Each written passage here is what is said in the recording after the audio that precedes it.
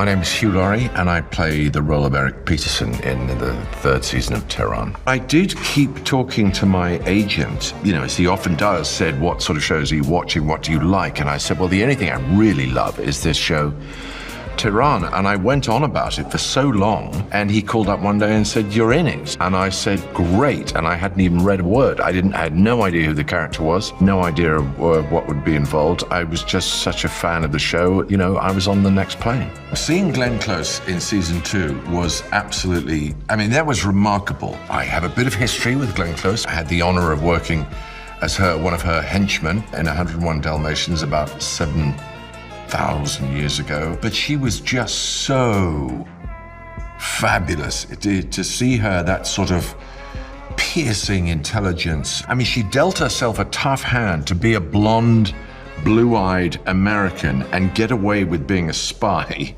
in Iran. That's a tall order. She just got you involved in this story, made you believe in her mission, in her skills, in her loyalties. It was absolutely gripping. I loved it. And it's a particular honor to be following in her footsteps, dare I say it. One of the interesting things about this character is that, in common with the show in general, he's not a character who has much time for play, for verbal play or intellectual play. I'm going to use the word persiflage. You're welcome. He's a scientist, first of all. He's a nuclear physicist. He has the responsibility of leading an inspection team from the International Atomic Energy Agency. And his responsibility is to supervise Iran's nuclear energy program. And see that they are in compliance with the various United Nations and international treaties, and that they are not straying into the production of weapons-grade uranium. And this is obviously a massive responsibility to place on any shoulders, or any group of shoulders. It's a team of about a dozen.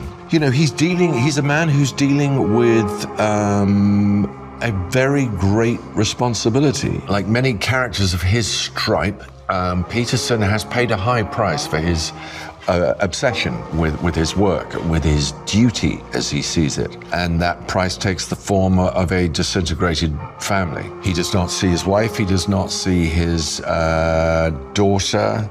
He is, I think, a very lonely man. By choice, he has actually decided that this is a price he is prepared to pay. Well, that's all very well for him to pay it, but he's asking other people to pay it as well, which may be not such a great move to make. But he certainly is paying the highest proportion of it, because he's a lonely man. He's a sad man in a way, but I don't mean gloomy. I just think he's to see someone devote themselves to a cause that may not reward them in the way that they hope it will. That can sometimes be a sad prospect. It can also be a noble prospect.